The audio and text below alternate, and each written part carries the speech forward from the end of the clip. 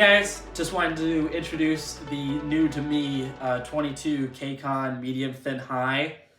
I was browsing around, the last, say the last few months, like my cymbal addiction has just like taken off. Like ever since I got my hands on this 20 Carope here, for some reason, I've just been addicted. Watching tons of Timothy Roberts and Tim Metz and too many mycymbal.com videos as well. But was browsing around on roundsound.com, Round Sound Cymbals, and I saw this. And I already knew in my mind, like for the past few months, listening to a lot of Bill Stewart, I knew I wanted, a K-Con. But I hadn't pulled the trigger yet because I hadn't seen anything yet that had like really intrigued me. So I saw the pictures of this, and I saw like the character. It's pretty worn. On the back, you can see there's some tape marks. There's even quite a bit of patina going along the top. I'm not sure how well it translates on camera, but there's a lot of green up there as well. So that, to me, that's a super cool. I knew, like, going for a K-Con, I knew I wanted a K-Con with a lot of character, and like just looking at the pictures, this kind of checked all the boxes. The logo is pretty worn up at the top. There's just a light layer of grime across the whole symbol that I think is super cool.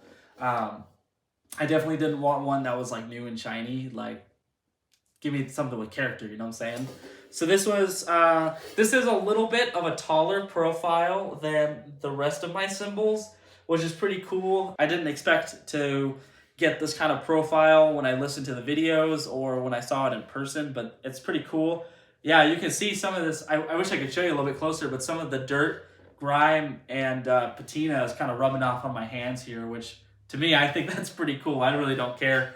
The bell is a little bit lower than the rest of my cymbals. Not nearly as low or integrated as the bell on my Carope, which is practically, it's borderline a half flat cymbal. But anyway, I think it's pretty darn cool because originally I was looking at bounces and I was looking at medium thin lows. So I saw the pictures first before I read the name, and I was just like, all right, I'll give this one a shot because just look at it. But this thing sounds pretty sweet in person. I kind of got lucky in that regard, just buying a cymbal online. So without further ado, let me put it on the stand here really quick and we can hear how it sounds.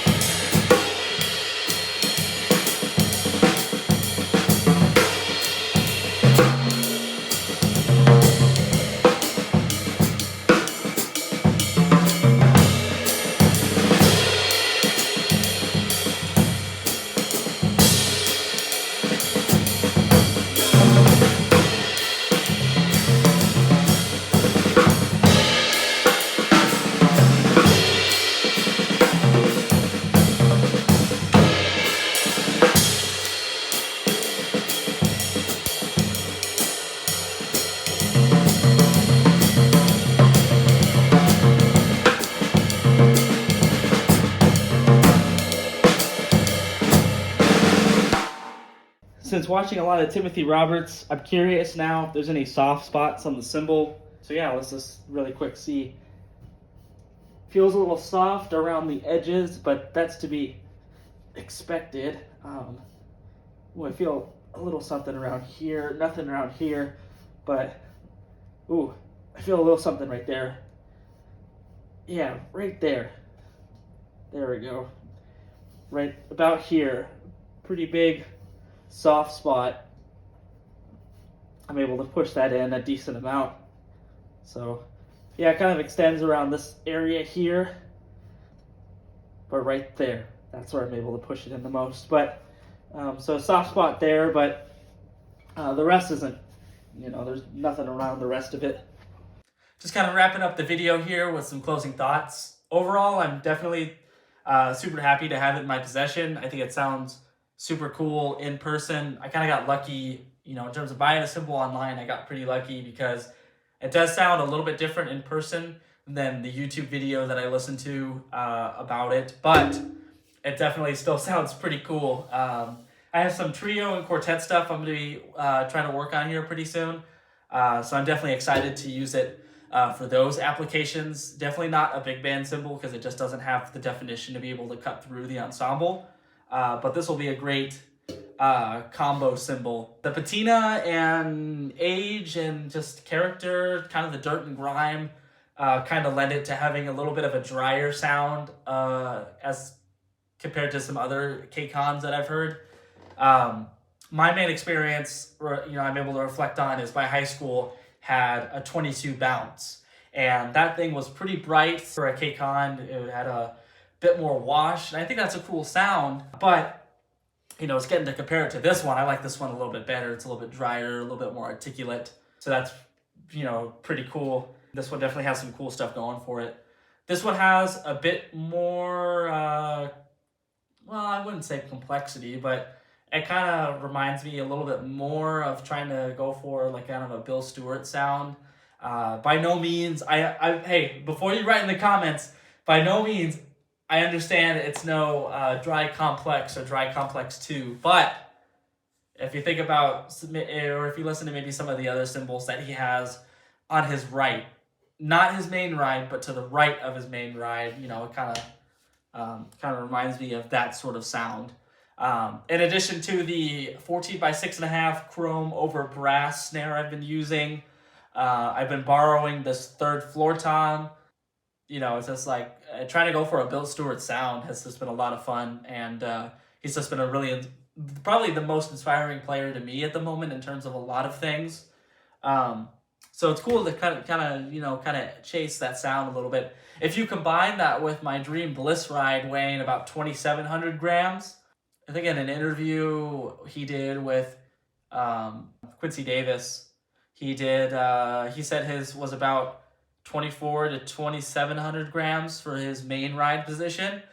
He stated it in pounds, but if you convert the pounds and ounces to grams, I think that's what it was about. So, this is 2,492, so definitely a lot less than that. But anyway, my bad, I'm kind of just yapping at this point. Overall, I'm definitely happy to have this cymbal. I'm very excited to use it on some upcoming gigs.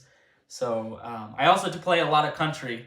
So this will be kind of work as like just a big crash ride, a big crash. My Sabian Stratus has also been working really well as a big crash. So anyway, I'm kind of yapping at this point. So let me know in the comments, what do you think of this video? And my bad, this isn't the most professional recording setups. I'll be looking forward to getting my mics set up again soon. So when I'm able to get those up and running again, I'll be able to get some higher quality recordings of this cymbal as well as some of my others. So yeah, thanks, man.